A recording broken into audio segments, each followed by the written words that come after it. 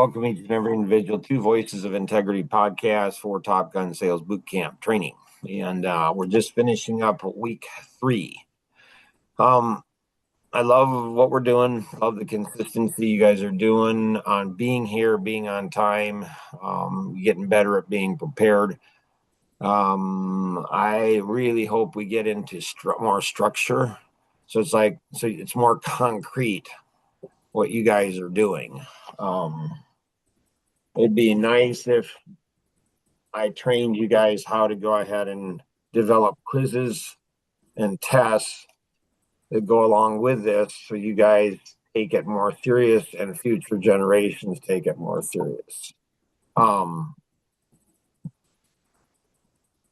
So make sure we do a mental note of Kenny, of you taking your IP and turning it into consulting, coaching, product, a service, something like that.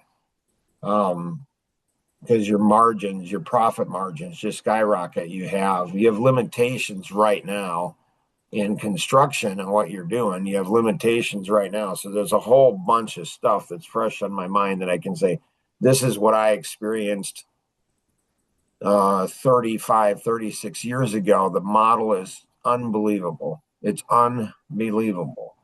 So as you guys, like David Logan, it was interesting for his salespeople. He's in real estate, owns a real estate company. And I shared this in the past where he said, I train all my salespeople how to do things, send them out in the field. They go out in the field and they weren't paying attention when there was training. And so then he says, then I bring them back in and retrain them again.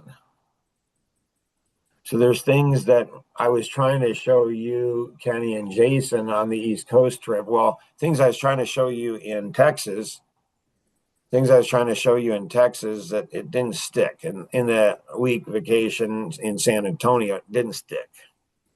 And, is that because I'm a bad teacher? You're a bad student? Probably both. Probably both, and then try to do it again on the East Coast trip with you and Jason, and had similar types of things. And so as you guys, it's like Tom Kuntz's story of his grandfather when Tom was 15.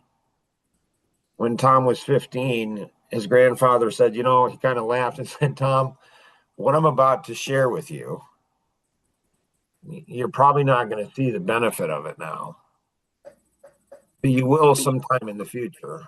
All I ask is that you write it down now. And so, that's so his grandpa's name was Grandpa Chappelle. And he learned a lot from his grandpa. Grandpas are amazing. And so it's taking it to heart. So there's things that you guys won't see the benefit. And the sooner you see the benefit of something, the better. That's that's what he was trying to tell me. Okay. Or that's what she was trying to tell me. That's what I'm trying, and so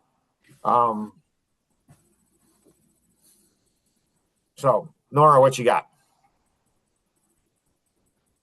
My question is, how do you treat referrals different than just regular cold calls? And if so, how and why?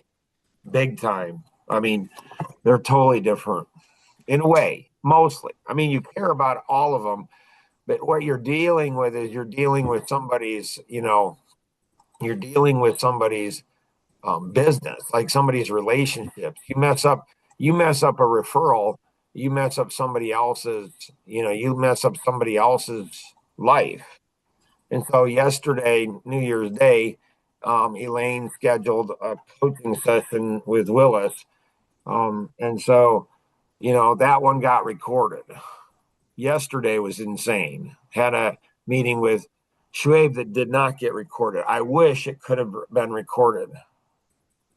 So he's in his mid 30s, late 30s. And I think. And I wish I could clone him. It's unbelievable, the conversation that we had, just all parts of it. And um, so what you're dealing with is somebody's, so he invited us to go to dinner tonight, and his brothers are going to be there and sisters are going to be there. So I don't know if it's their Christmas or if it's, ice cream or something of dinner. He told me, they're going to have duck and chicken or something. And um, so yeah, because you're considering them. Dan Graham, he's the one that played for the Tampa Bay Buccaneers. Once I don't know, I said something about, I had an opportunity to sell to somebody, and he said, I prefer you. And it had a potential big sale because as a competitor, I've only been asked that once from one person. It was Dan, and I had such a respect for Dan that I said, okay, I won't. And I didn't. So relationships, so it's a relationship. You're impacting their relationship. And so people are reluctant to give you referrals because they're concerned about how it will impact their their lives, their business relationships for multiple different reasons. I mean, Dreamscape has experienced that, multiple times where they've had referrals from close family friends, and it's been a little bit messy. What brings up the question? I have a call today with somebody, like a referral. Okay. And then there's all kinds of referrals. There's family, friends, past customers. I mean, one of the reasons that, Dreamscape has such a high sales closing ratio is because it's mostly coming from referrals. You switch over to the internet, so the average sales closing ratio is 1 out of 10. 1 out of 10. Average sales closing ratio on internet leads can be, 1, 2, 3%, which means what you're doing, and this is why attribution coaching is so powerful. What you're doing is you're spending 90 to 93% of the work you're doing in marketing, pre-sales, and sales is wasted. So there's a whole bunch of time that you spend in, getting bids and doing stuff.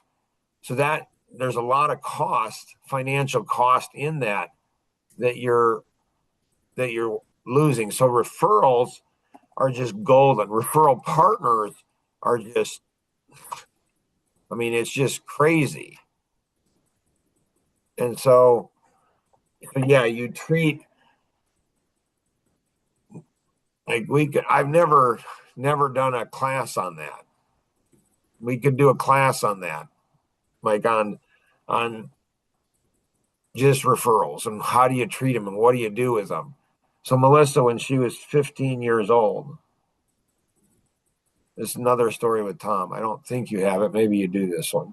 So when Melissa was 15, 16, something like that, 15 to 18, we went out to Southern California on a business trip. And so she and I went, and then we were at Tom's house, and we were in Tom's SUV, and I was in the front seat and she was in the back seat. And what I was trying to do, like in wealthy families, what they do is they send their kids to private school. Everything in wealthy families is designed to maintain and build wealth. Everything. So you send them to high school, your kids to high school, and then you spend $100,000 a year to send them to high school, and even middle school, grade school often.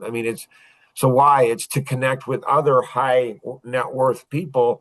So you go ahead, because high net worth people think differently. They just do. They just think differently.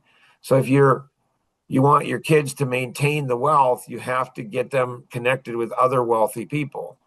And so the wealth stays in the family. You have loyalty. You have some measure of, I don't know, respect, some measure of something. You remember where you came from, a whole bunch of good things.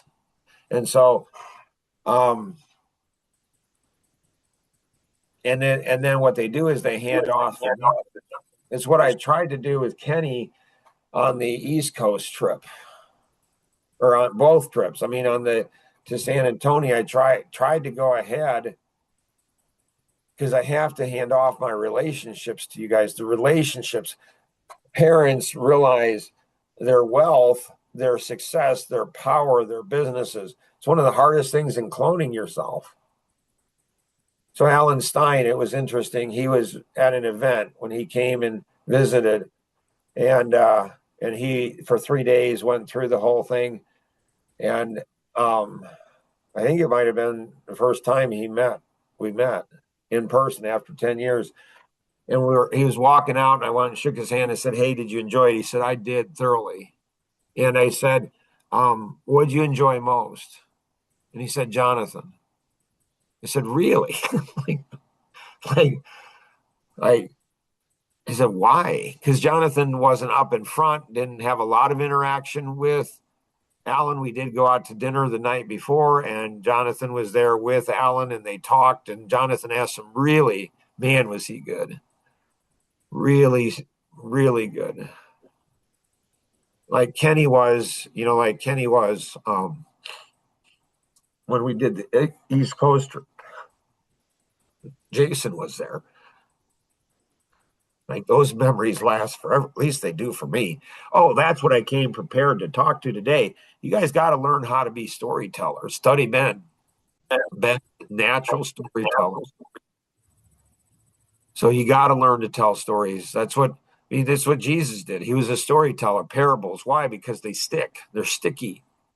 And so you guys study what's going on with the new workbook. It's storytelling. It's connecting everything to everything else. Like it's synergy. We can accomplish far more together than we ever could on our own. Like the name of my company that I've had for 34 years. It's and now everybody uses the word synergy, but they did back then. My dad had quite a vocabulary, so he used a lot of big words, but he didn't use them to puff himself up, make himself look good. He just like words. And so it's where a combination of everything together, you can produce far more than you ever could on your own. And so I said, "Jonathan, why Jonathan?" And he said, "Because he is so different than you." And so Alan has a son because he and his wife were divorced, and so his son grew up. And so it's hard doing business with family. It's hard, really hard. And so Alan had some appreciation and sense how hard it was for Jonathan and I. And it took 6, 7, 8, 9 years for us to get into sync. So, yeah. Does that help, Nora? Yeah. There's there's so much knowledge. There's so much experience. There's so much wisdom. How do you go ahead and get it? How do you capture it? And then it's all different for you guys. Like you guys okay, you guys see what Mark sees. Like, how do you do what Mark did? Like Elaine afterwards, she was giggling and laughing. She's like, "You're a character, Mark." Like Willis is laughing. I mean, it's like, so how do you do that? How do you do that for the ladies? You're not a man. How do you do that? You know, none of you are my age. You don't have my experience. Well, you have different experience, different, and you're not my personality. So, but it seems like I'm an expressive when I'm talking to him, an expressive and an amiable. So I don't like after. How do I train Elaine? How do I train everybody? Well, you get it on recording, then you study that. You say, "Huh? How do they do that?" Becky, what you got? Well, right now I'm in Illinois still. Okay, And yesterday I spent the whole day saying, what would Mark be doing? okay, And there's 6 boys around here, so I paid attention to the kids. So Becky, I've never told you that. I don't think. I don't know how you know what you know. It just, you're mind boggling to me. It's like, how does she know that? I tell people, like, just think, what would Mark do? It doesn't mean you should, what would he think? What would he say? What would he do this stuff? It doesn't mean you're doing what, I mean, Mark would do this. Just because Mark would do something doesn't make it right. It gives you the capability to have an out of body experience to say, here's an option. Now, I no longer have Ben Whittick. He was like in his early 20s and he went ahead and we went ahead and had coffee, a spontaneous coffee connection. And he went ahead and said, Mark, when we were at home and we'd run in as kids, as boys, he and his brother would run into the house and, they had dirty feet and they'd track into the house and his mom, dad would yell at him. He said, I thought that was the only way. That's just how you parented. That was how you parent. You yell at your kids. He wasn't saying his parents were bad. He just said, I thought that was the only way. I'm like, huh, okay, that makes sense. And so there's lots of different ways to think. And so you can all learn from Becky, like, how did she do that? I don't even think I've ever told her that. So somehow there's something intuitive about her that anyways, we can spend a whole podcast just on that. I want to find out how she thought that. How did she think that without me telling her? And then I tell people that they don't do it. Like, what was her mindset? Fascinating, Becky. Okay, go ahead. Anyway, I was watching them. They're all different ages, pretty Yep, much. yep, And my little Desmond, he's 2. yep, He would want to do everything the older boys do, yep, and the older boys would get irritated at him. yep. And I'm like, huh, that's how Mark is with us. So What do you mean? when you're older and you're trying to teach us and we're not learning or we're not, and so like, You think I get irritated with you guys? well, yeah, well, kind of, yeah. Really? I covered it up Not, pretty or good. as I'm like, huh, and then I'm like, then that's probably how we are.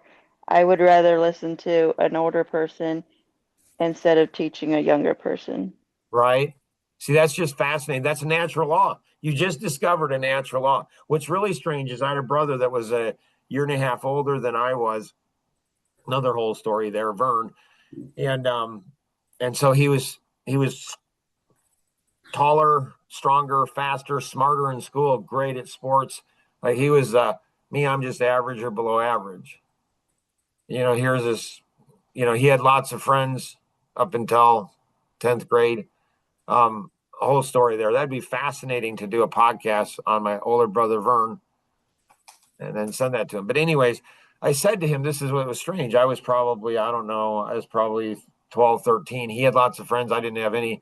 And I said to him, I said, Vern, hey, I know younger brothers sometimes can be an irritant to older brothers. And, I appreciate you letting me hang out with your friends. But if you don't want me to, if I'm irritating, you just say, hey, Mark, you're kind of, and I'll just leave. Like, who does that? Like at the age of, I don't know, 12, 13 years old, what younger brother notices that? And who does that kind of, like, if you don't want me around, it's fine. Just let me know. Do you guys know anybody who does that? Mark, Do you know anybody else? no. You do, actually. I've only met one other person in my whole life that does stuff like that. Only one other person, Nora. It's just fascinating to me.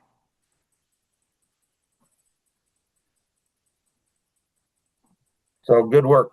Kenny, what you got? I don't think I've got anything. Luke, what you got? So or in construction, there's different areas of servicing. Like there's the remodels, there's new construction, a whole bunch of different stuff. So we're trying to get away from the one area, but we're still getting leads for that area. Yep. Like we could either sub it out or we could just refer. Um, There's another option. What is that? Find somebody that loves that area, wants to build a business in that area, and create a division.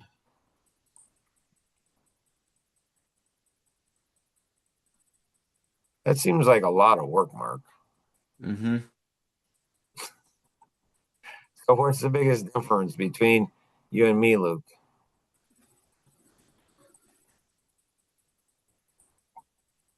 Not sure. I just love to work. You, not so much.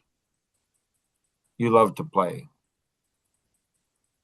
Fortunately for you, Ralph Miller said to me once, so he was a mentor of mine, 20 years older than me. He says, never met him in person. He was out on the East Coast, and he's the one that, he was a pilot.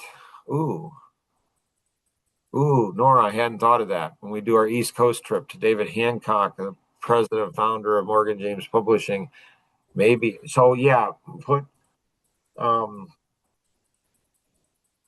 put him on the list.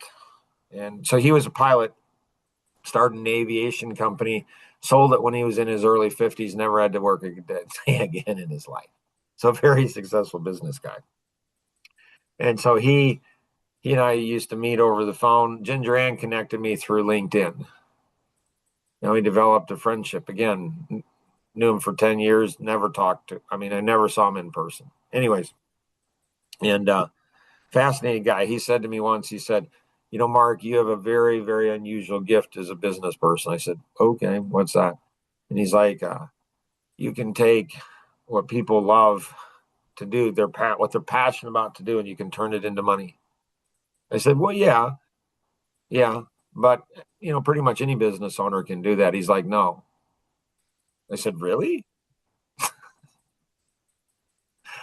He's like, yeah, not very many can. He said, most business owners take what they're passionate about and get other people come in and make money for them and do what they're doing passionately. He says, very, very few people. You can take anything and turn it into money. I think there's a fairy tale on that about a hare or a girl or something that turned it into gold, spun it into gold or something. Anyways, and so you can do that. So you can take anything. And it's interesting because Jonathan said, Dad, it's interesting, Dad, like my hobbies, you're helping me turn them into money. And I love that. I appreciate that. Thank you. The things he's passionate about. He says, but it's weird, Dad, when you turn it into money, you don't like it anymore. It no longer is passion. So yeah, how to go ahead and I don't know how to help you to learn to enjoy work. Mm-hmm. And so,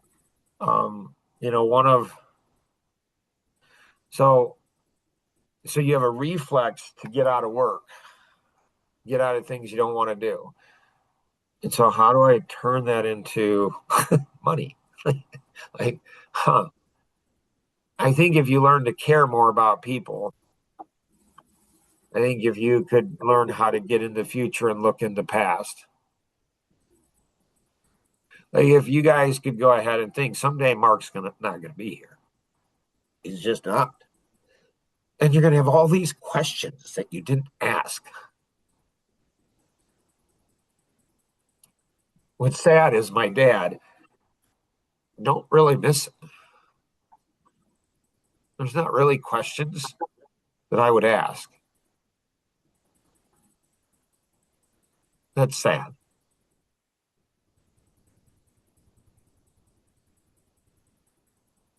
And so he was an analytic, amiable. So didn't like conflict. So he just avoided it. Just told people what they wanted to hear. He didn't have depth. He didn't have depth. He's an amiable, analytic, amiable. And it's just, and so like life is precious. It's really precious. People are all people, even people HUA, they're still precious. They're still created God's image. And so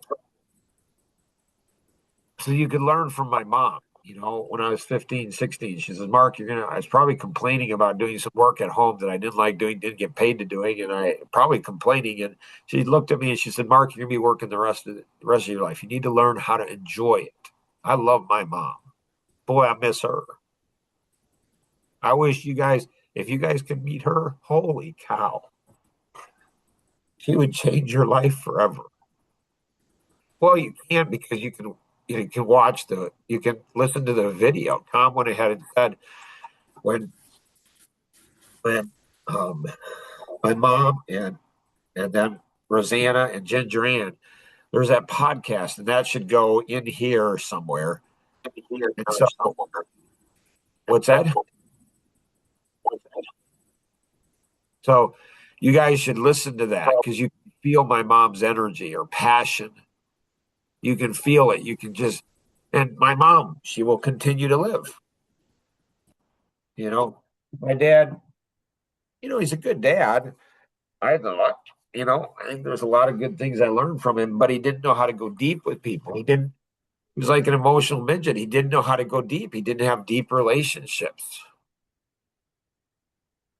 I mean, people thought they had deep relationships with him, but they didn't. It's like he was a faker. He was an imposter. He's a poser. I mean, he was a pastor, so that explains it. Just saying. It's an observation, not a judgment. Anybody else have anything else? Nope. All right. Hopefully, like building momentum.